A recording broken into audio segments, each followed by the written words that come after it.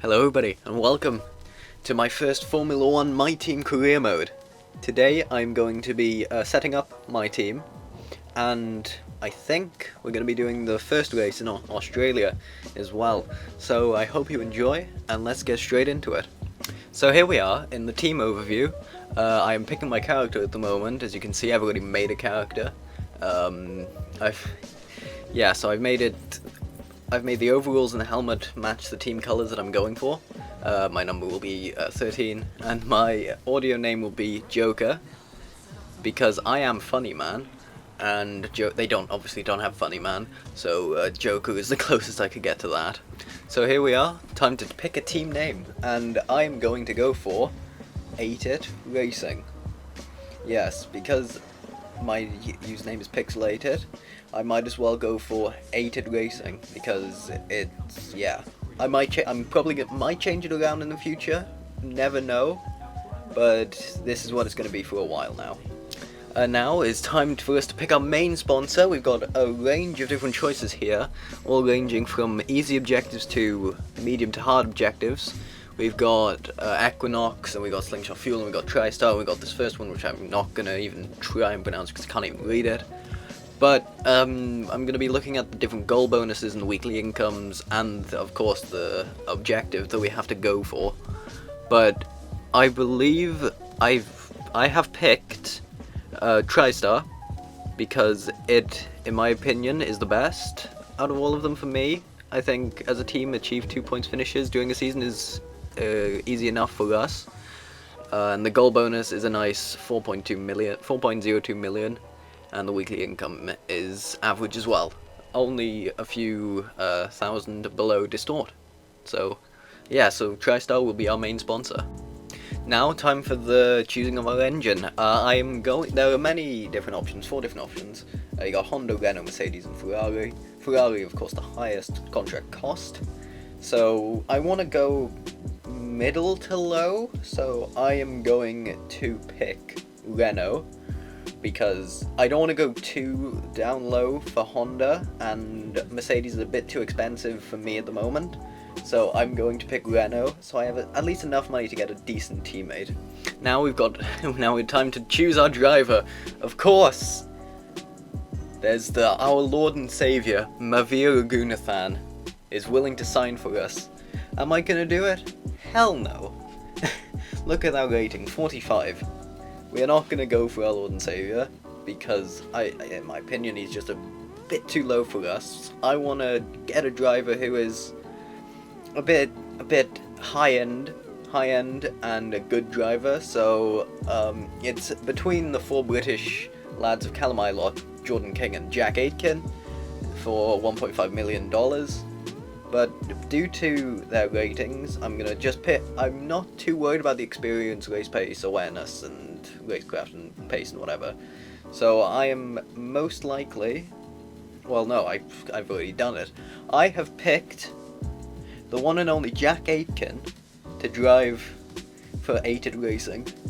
I think he's the best choice for us, and he'll help us develop as a team, because we have a good driver and we can develop him, and maybe down the line we'll get a better driver also. Now, for the car design, I've already picked my car design, I've already done it. I am going for the green, black, and gold stripe look. I've decided to pick this colour scheme because there hasn't been a green car on the grid for a while now. I think the last time was 2013 Caterham, or 2014. I can't exactly remember, but that was the last time a green car was on the Formula 1 grid.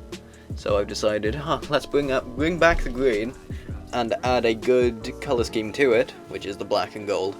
I've gone for just a simple badge design, a green and gold T or V, whichever way you look at it. I've just picked it because of Pixelated, and the T at the end. So yeah, now this is the 8it Racing team that will be going into the 2020 Formula 1 season as the 11th team on the grid. I'm excited. I've decided to go with a 16 race calendar because it's easy for me to do and handle.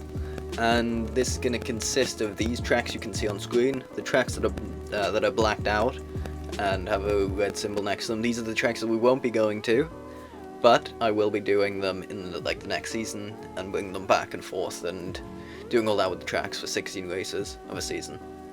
So we've just done the Will Buxton interview. I can't show it all because the audio for my recording is broken, so yeah. But these are facilities. Got aerodynamic, chassis, personnel, powertrain, durability, and marketing that we're all going to look at throughout the season and upgrade and just go through, so we can get improve as a team. This is our R&D tree. As you can see, the options I picked in the Will Buxton interview are shown here. I picked like a few answers for that our EOS is a good system, and that we're confident with it. Now we've upgraded it, so that puts us there. Fifth from bottom on the powertrain side of things. I picked a few for chassis, so we're fourth from bottom on the chassis side of things, and for aerodynamics we are fifth from bottom on the aerodynamics side. So that's our R&D tree done. Now we're on to our team activities and what we can do as a team and what we can upgrade in the time we have between now 25th of February to the 6th of March when our car is revealed. So I've decided that we're going to do a 5-day pre-season merchandise sale to increase our income and money we have in the bank at the moment, because we only have $40,000. So with the extra $500,000 we will go up to $900,000. Now onto the calendar. It's a FIFA-like calendar, so we're advancing through the days. We've just got done our pre-season merch sale. We've got costs and everything. Now for our car reveal. The reveal of the 2020 Formula 1 8-ed racing team. God, it looks nice. Not to toot my own horn, but I think I've done a good job designing it. I mean, obviously I can do better when I get down the line with better liveries, and yeah. So that is the 2020 8-ed racing car, the number 13 car, my car. Now here we are in the garage of the Australian GP at Albert Park. This is the first outing of the 8-ed racing car. Obviously you can't hear the sound because it is broken and I have had to mute it. My mistake, I probably messed up with the recording somehow. But off it goes. Out of the pit lane for the first time. I can tell you that it sounds nice without Renault engine. It sounds good. I just for the first lap and corner really, I've just taken it easy because I didn't want to damage the car and I just wanted to get a feel for the car. Now lap 2, going on to lap 3, you saw me lock up there. This car, it felt okay. It definitely is not the best car on the grid, and I can tell you that now. It's good on power, but however it's good through the I go wide there, but it's good through the fast corners. On the low speed corners though, it is so hard to get around them. As you see here, I lock up and I have to go extremely slowly just to get around that corner. I mean, we have good traction coming out of it, but it's hard to get around. You'll see that when we go to qualifying in the race. I'm struggling so hard to just keep it together through these corners. But overall, the car felt really nice. I'm not going to show you every single practice because it's just practice, but I think that's enough of the car, that's enough of practice, just watching this lap go through. As you can see, I'm already 4 tenths down on my last lap. I think that was my quickest lap, was lap 2. But yeah, I think now is time to move on to qualifying. Now we're here in Q1 in our garage, getting prepared to go out on track. We just got my custom setup on. That's me. It looks like someone's coming out of the garage there. But I think, yeah, it's time to go and set a lap. I think set our first proper qualifying lap around Albert Park. I'll let you listen. Oh well, I'm not driving out, but I'll take you for a little ride along for this first lap. So I think I make a few mistakes around here. I'm just keep taking it easy, because I don't want to mess up too badly. I mean, I do lock up there, that's not ideal. But slow through there, get a good exit. DRS open. Since we're stuck in hot lap mode and we're on max fuel, so I brake a little late there, go a little wide there. All four wheels off. It's fine. Because we're going down to turn 3. Good lock up there. But you see, that's probably the quickest I took that corner all weekend. Even though it's not the best, I struggled so hard to qualify in this car. I had to push it to its limits. Yeah, they're braking late there, trying to do well. It was tough. Valtteri Bottas sets the fastest lap with a 1:21.7. I was okay through this slow corner. I mean, I was a bit late. Each time I was a bit late to get on the power there, but for some reason I was okay through here. Here was good for me. I managed to pull out time here, get on DRS, upshift there. Now this corner, I hated this corner so much. Look, I have to go so slowly through there. It kills me every time to watch it, and I go a bit wide, go on the gravel there, lucky not to spin it. Don't lock up there, which is one of the only times I don't.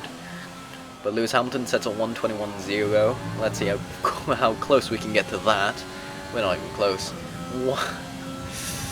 A 1:21.36. I mean, it's good for our first lap, but we're 7th. I think that's last, dead last. So, think back to the pits it is for us. We move on to my third and final lap of qualifying 1. Yes, I did do a second lap. I screwed it up horribly. It was awful. But yeah, so I'll just guide you along through a bit of this qualifying lap. I'm already down on the delta, which isn't too great, but I think I make it up here with I did much quicker through there. And I believe I was even quicker on my second lap, or second lap. But yeah, I struggled hard to get through there. I just hate this part of the track in general, just because the car can't go around it as quick as I wanted to.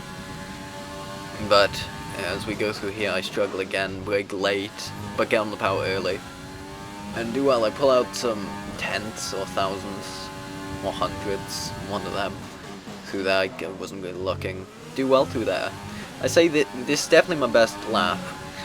We are currently 19th out of 22, so we're beating Latifi, I believe, Russell, and our teammate Jack Aitken. But I'm lucky again not to spin it there. I won't be showing you too much of qualifying later on in these episodes, but I just wanted to show you this, just because it's the first qualifying session of the season. And again, I go extremely wide there. Going red in the delta. I don't improve. It was a good lap. I think I stay P20 because everyone has gone across the line. I stay P20. I could have gone quicker. I could have gone much quicker, but it was just a case of I messed it up there, and it was all over for the final lap. As Lewis Hamilton puts it first in qualifying 1, but it's Nicholas Latifi in 22nd, Jack Aitken in 21st, me in 20th, Giovinazzi in 19th, George Russell in 18th, and Romain Grosjean in 17th. That is the places.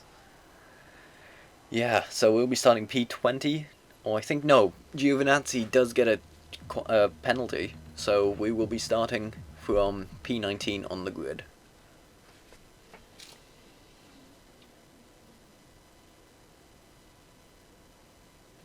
Welcome to round 1 of the F1 2020 calendar. Shortened calendar, 16 races. It doesn't matter. But this is the first race of the 2020 season with 11 cars this time, including Formula One's new car, Ated Racing, my team, the team you'll be following, and special guest Jesus walking on water in Albert Park. Jesus was actually Australian. But this is Albert Park, 3 DRS zone, 16 corners, so it looks like it'll be a fun race to watch. Hopefully I'll do well. Hopefully, I don't think I'll put in the points, but hopefully I can make you guys proud. Look at the grid lineup for today's race. Good job yesterday from Valtteri Bottas. The Finn starts from pole position, and it's Lewis Hamilton alongside. As we continue through the rest of the grid today, we have Vettel, Leclerc, Max Verstappen and Albon, Ricciardo, Sainz, Ocon and Sergio Perez, Norris, Stroll, Kimi Raikkonen and Gasly, Kvyat, Magnussen, Roman Grosjean and George Russell, Joker, Aitken, Latifi and Antonio Giovinazzi starts from the back of the grid. And now it's time to head down to the track. We are here on the grid, the Australian 2020 Grand Prix at Albert Park. We are starting 19th on the grid alongside our teammate Jack Aitken. We have gone for the default strategy of softs for 10 laps, and then we move to the mediums for the remainder of the 19 laps. And now we get underway. The Australian Grand Prix, 5 lights are out, and we go racing in Formula 1 2020 for the 8-hit racing team. Now we get a very bad start in my opinion. We bogged down quite a bit from the start, but we go around the outside of Russell, and that's Jack Aitken with a massive lunge on the 2 Haas cars. He's up into 16th, he's doing well, he's behind Kvyat and Gasly, the 2 Alpha Tauris. Now we're stuck behind Grosjean and Magnussen, but we are going to make a lunge of the inside of 3, maybe 4 cars, if we can get around the outside of Kvyat, sorry. But will we be able to stick around the outside of this corner? I don't think we will. No. But if we keep behind Kvyat, we might be able to pass him soon. But that's a good start from both Aitken and ourselves, from 19th and 20th on the grid, up to 16th and 17th. That's a very good start for the 8-hit racing team, I do say so myself. And now we move on to later in the lap 1, stuck behind Kvyat and Gasly. See a little bit of a train forming. I mean, it's the first lap, there of course there's a train. But there's starting to pull out a gap between ourselves and Aitken, 0.4 seconds. It's not a lot, as Hamilton sets the fastest lap of the race, but it gives us a little gap between them, as we're only 0.2 seconds behind Kvyat, going into lap 2. As we now move on to the end of that lap, looks like we stuck behind him. Lewis Hamilton again setting the fastest lap at 1 minute 25. And now we stick her up into overtake mode. See if we can get that drag on Kvyat. We won't make a lunge into this corner. We lock up a bit, but we can make a lunge on Kvyat this corner. We don't have DRS, but we do have overtake mode. We have a lot of it to use. We have 40% DRS, and we're going for the outside move on Kvyat. Will we make it stick? Yes. Will he keep around the inside? No, he tucks in behind us. We go very wide, and we let Kvyat pass, but he doesn't seem to want to go past. We slowed down to let him through, and he just decided to, no, I'll stick behind you, thanks. So, very weird by the AI there of Kvyat, but we made the move stick, and now we stuck out a gap of 0.5 seconds, but throughout the lap, it's gone down to 0.1. He's passed us. He's passed us with the help of DRS, but we should be able to get a good run. He locks up. We get a good run out of the corner. We don't go in the back of him, luckily. We need to stay on form. Yes, we will, Jeff. Don't worry. As we put her in up into overtake, we go for the lunge again. Oh, we got so slow through that corner. We got to slow down so much. But us pushing Kvyat wide, allowing Jack Aitken, our teammate, I keep saying that a lot, to make the move and make it stick. But we've already pulled out a second. Now 2 seconds as we go into lap 6, midway through this race. Or midway, what am I talking about? Midway through this lap, sorry. But yeah, for this race I was just sort of stuck in limbo, really. Just stuck in between, in 15th, in between Pierre Gasly and Jack Aitken and Kvyat, as we'll later see him overtake our teammate. But yeah, for the whole race I just wasn't fast enough to catch the guys in front, and I wasn't slow enough to be caught by the people behind me as I go a bit wide there. We go on to lap 9, I believe. Still a 1 point. And that, yeah, as Jeff said, Bottas has just come out 3 seconds ahead of us. So we were about a net 20 seconds behind Bottas anyway. So, and he's only, I'd say, 3 seconds behind Gasly there as well. And we've somehow managed to keep a 4-second gap to Aitken, or sorry, Kvyat now, as Kvyat made the move on Aitken. And lap 9, thank you, Jeff, that's exactly what I was going to say. There's been a yellow flag incident up ahead. I assume it was this corner, I think let's see what happened, and that's awfully weird. It seems like Albon just collided with Sainz. Like maybe Sainz turned in on. I didn't get the full replay, but Sainz must have turned in on him, and they've collided and slowed the whole pack up. And now we just come out ahead of Sebastian Vettel, who we almost took him out. I wouldn't have liked that. I wouldn't have liked that one bit if we took out one of the leading cars. That would have been a good debut, would it? But as we come up, oh, we do lock up a bit, going very, very slowly. Almost colliding with Vettel again, trying to get back on the track without losing too much time. But we're in rich mix at the moment, rich mix for the entire lap. As lap 10, we come into the pits. We are going on to a set of hards, and we're going to be completing a one-stop today, making sure I don't go over the speed limit. The McLaren's are double stacking, that's awkward. That means Albon is stuck in his pit box for a little while longer, as they've got to get Sainz and Norris through. And that's an awful pit stop. We're going to have to work on that as a team. But we do come out technically inside Albon, but ahead. We're going to say we were ahead all the time.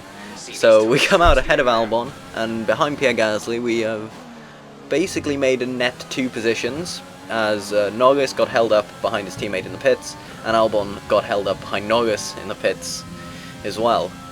So as we move on to lap 14, again this part of the race I was not slow enough to be caught by Albon too quickly, and I just wasn't fast enough to get to Gasly without having DRS available to me, or enough overtake mode to see me gain a second or two. As we move on to lap 19, that's quick. With Albon going for the move on the outside, we go for the switchback, technically a switchback move. Will he give us the space? He does. We don't have DRS because he was behind, we don't get it, but we use our overtake mode to go up the inside of Alexander Albon. And oh, he's ahead, and oh, screen freeze, but that helps us because we do a switchback move again on Albon. I think that screen freeze helped us a bit, and we've made the move stick for now.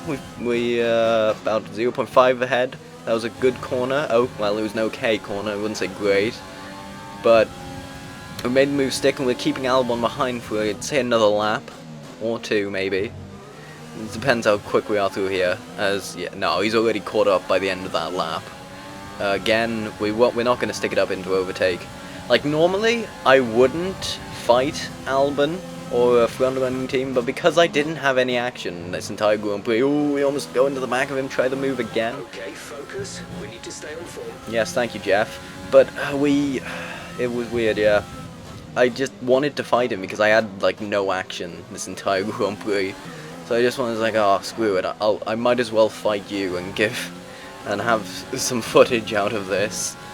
But we managed to stick behind Albon for a little while now, just using him as a little free ride to get up to the back of Pierre Gasly in the AlphaTauri, who is in fact in 12th position. That's a very good drive from him, and it's relatively good from us, starting 19th up into 14th. But we still have DRS, only just on Albon, going into lap 22, as he's not making the move on Gasly. And Valtteri Bottas, one of the race leaders, Valtteri Bottas, is out of the GP. This is what happened. It was just an engine problem. And he pulls over to the side on the runoff. Oh, that must be gutting for the Mercedes team. They were looking for a 1-2, I think. Or maybe not, because Bottas might have been on a 2-stop. Compared to everyone else, but as we see up ahead, that is Alexander Albon making the move on Pierre Gasly, not former teammates, but Gasly, former Red Bull driver, and Albon, former Toro Rosso, former AlphaTauri driver. As Albon has made that stick even before the corner, so that just shows how powerful that Red Bull is compared to the AlphaTauri, its sister team. I don't think there was any team orders there. There probably wasn't. As we get a good run on Pierre Gasly here. Don't think we'll be able to make a move though, because he will. No, I thought he'd have a better drive out of the corner, but turns out he didn't, and we did. As we move on to lap 24 of the Grand Prix, and it was around here that my recording broke. So I will be showing you the rest of the Grand Prix through highlights that I recorded. This is me getting not past, but this is me making the move on Pierre Gasly through the final sector. I can't remember what lap. But it's a good move. It was a good move by us. It was good on board. We do go a little bit wide here, but I'm just going to say that was me keeping DRS. But as we go into the final lap, disaster actually strikes right here. As I just steer into the wall. I have a puncture and a broken front wing. But yeah, I just steer into the wall. Still, we finished the race, P15. Or 14. But yeah, it was nuts. So we finished behind the both AlphaTauris. No, we finished 14th behind both Kvyat and Albon. No one else passed us, which was lucky, but I couldn't get anything else. I will show you the standings next time, because I didn't actually record it. But yeah, so it was a good... We didn't score any points, unluckily. Actually, no, but there was no way of us scoring points. Jack Aitken did well. I think he finished right behind me in P15 or something like that. So he did amazing. So I'd say overall a great first outing for the 8-Hit Racing team. I don't think there's much more for me to say. I think, yeah, I really hope you enjoyed this video. If you would, give it a thumbs up, give it a like. And if you are new here and want to see more of this content, I wouldn't mind if you subscribed down below, and I will be posting. Hit that notification bell so you don't miss an upload, because I will be uploading many more of these. Hopefully, I hope it becomes a good series, and I hope my channel can grow from this series. Hopefully, and yeah. So thank you guys for watching. I'll update you all on the aftermath of this race, because I didn't actually get the aftermath and the results. So thank you for watching. Yeah, I will see you guys next time. Goodbye.